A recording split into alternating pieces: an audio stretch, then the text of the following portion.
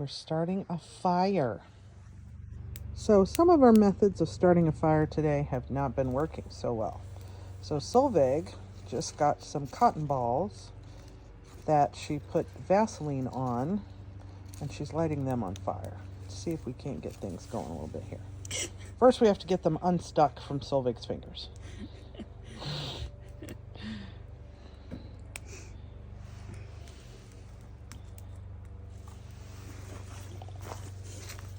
So we got a little bit of flame there.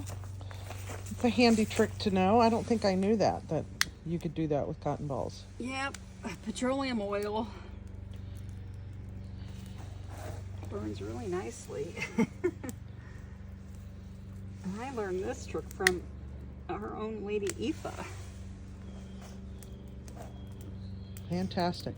Okay, we're gonna add some wood to the fire here in a few, and we'll come back and show you when the fire's going. We talked a little bit last time about how Solveig cooks over the fire. We're not going to do cooking today, but we just wanted to show you the hearth in action and maybe a little bit more of the garden. Okay.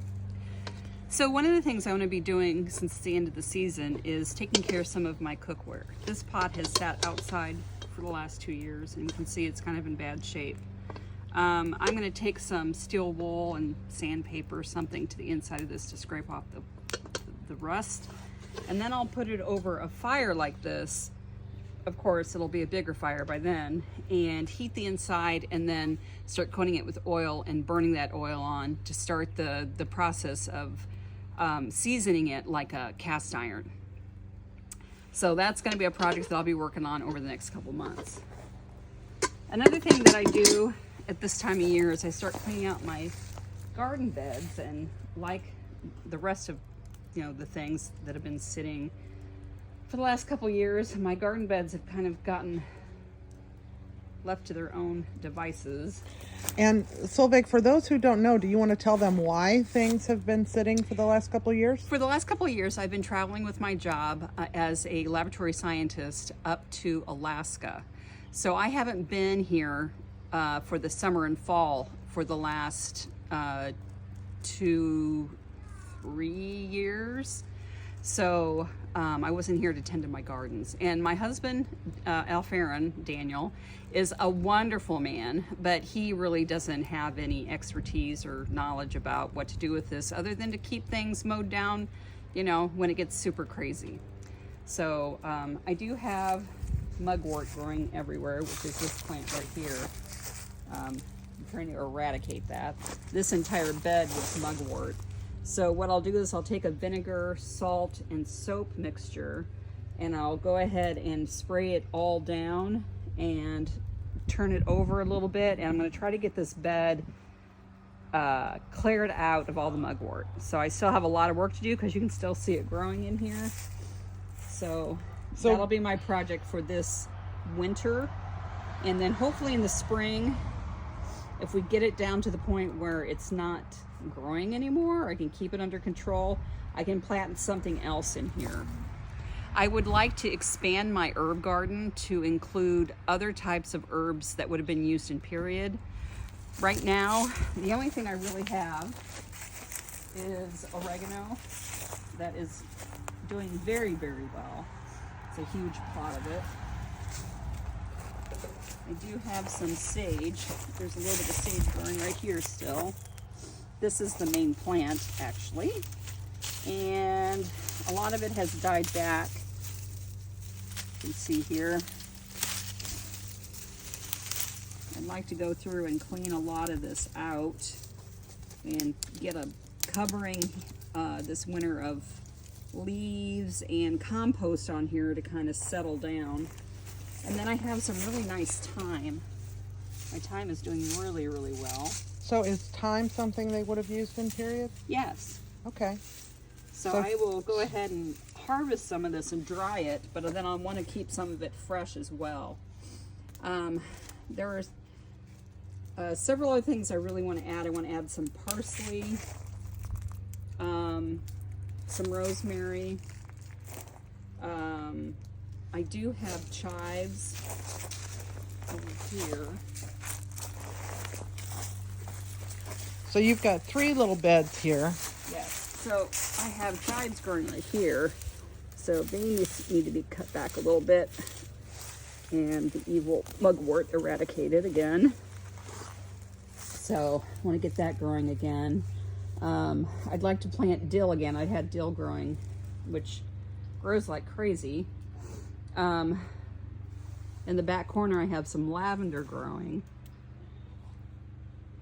And I have mullein, which looks like lamb's ear. The fuzzy one, yep. Which is a medicinal plant. Not really used in cooking. At least not to my knowledge. I could be wrong. So I do have a plan to grow some other things. I'm going to do some more research into some more period things to put into the garden and see if I can access plants or seeds for that and get that started in the spring. Fantastic.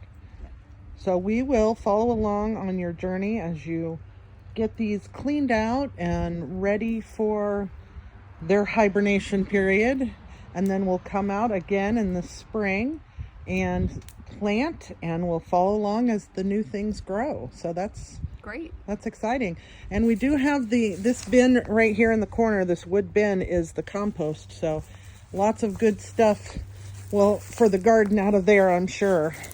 Yes. So I've been putting my chicken waste and bedding in there, as well as kitchen scraps, and the dirt underneath there. The compost is actually really rich and wonderful, and we dug out some of it earlier this year and put some in a different bed out front that was just for perennial plants.